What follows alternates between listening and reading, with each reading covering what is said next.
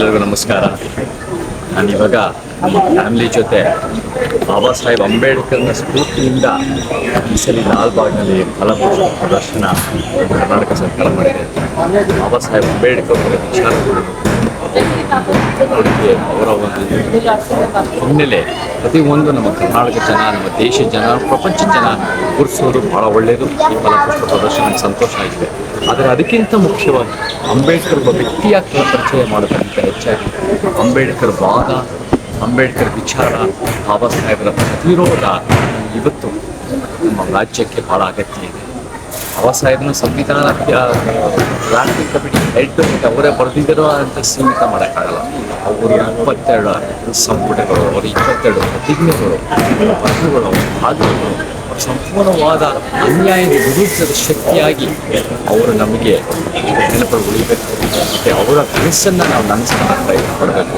ನಾವು ಸರ್ಕಾರದ ಈ ಫಲಪುಷ್ಪ ಪ್ರದರ್ಶನ ಎಷ್ಟು ಉತ್ಸಾಹದಿಂದ ತಗೊಂಡಿದ್ದಾರೋ, ಎಷ್ಟು ಬಾಬಾ ಸಾಹೇಬರನ್ನ ಹೇಗೆ ಎಷ್ಟು ಒಂದು ಪ್ರೀತಿ ವಿಶ್ವಾಸನ ಅಪ್ಕೊಂಡಿದ್ದಾರೋ, ಅವರ ವಿಚಾರಗಳು, ಅವರ ಒಂದು ಸಮಾಜಮುಖಿ ದಲಿತರು, ಬಡವರು, ಮಹಿಳೆಯರು, ಎಲ್ಲ ಶೋಷಿತ ವರ್ಗದವರು ಕಾಳಜಿನೂ ಅದೇ ರೀತಿ ಯೋಜನೆಗಳು ತನ್ನಿ ನಾವು ಹೇಳಿ ಭಾಳ ಸಂತೋಷ ಆಗಿದೆ.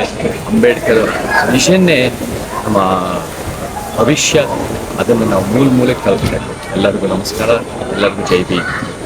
ಲಾಲ್ಬಾಗ್ನಲ್ಲಿ ನಮ್ಮ ಸಸ್ಯಕಾಶಿ ಅಂತಾರಲ್ಲ, ಅದರಲ್ಲಿ ಫಲಪುಷ್ಪ ಪ್ರದರ್ಶನ ಮಾಡೋದು ಕಾಮನ್ ಯಾವಾಗಲೂ. ಈ ಸರಿ ಅಂಬೇಡ್ಕರ್ ಬಗ್ಗೆ ಮಾಡಿದ್ದಾರೆ. ನಮಗೆ ಸಾಮಾನ್ಯವಾಗಿ ಅಂಬೇಡ್ಕರ್ ಅಂದ್ರೆ ಸಂವಿಧಾನ ಶಿಲ್ಪಿ ಅಂತ ಗೊತ್ತು ಅಷ್ಟೇ. ಬಟ್ ಅವರು ಮಾನವತಾವಾದಿಗಳು ಕೂಡ ಆಗಿದ್ರು, ಲೇಖಕರಾಗಿದ್ರು. ಆಮೇಲೆ ಈಗ ನೀವು ಇಲ್ಲಿ ಸ್ಕ್ರೀನಲ್ಲಿ ತೋರಿಸ್ತಾ ಇರ್ಬೋದು, ಎಕನಾಮಿಕ್ಸ್, ನೀರಾವರಿ ತಜ್ಞರು, ವೈಜ್ಞಾನಿಕರು, ಶಿಕ್ಷಕ ತಜ್ಞರು, ಪತ್ರಕರ್ತರು ಕೂಡ ಆಗಿದ್ರು, ಅಡ್ವೊಕೇಟ್ ಕೂಡ ಆಗಿದ್ರು. ಹಾಗೆ ಎಲ್ಲ ರೀತಿಯಲ್ಲೂ ಅದರಲ್ಲಿ ಇದ್ರು.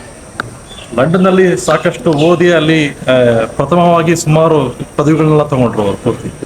ಇದನ್ನ ಅವ್ರ ಕಂಪ್ಲೀಟ್ ಜೀವನ ನೋಡಬೇಕು ಅಂತ ಅಂದ್ರೆ ಲಾಲ್ಬಾಗ್ನ ಸಸ್ಯಕಾಶಿಗೆ ಬರಬೇಕು. ಇಲ್ಲಿ ಫ್ಲವರ್ ಶೋಗೆ ಪ್ರತಿಯೊಂದನ್ನು ಅವ್ರನ್ನ ಮಾಡೆಲ್ ಮಾಡಿ ತೋರಿಸಿದ್ದಾರೆ. ತುಂಬಾ ಚೆನ್ನಾಗಿದೆ.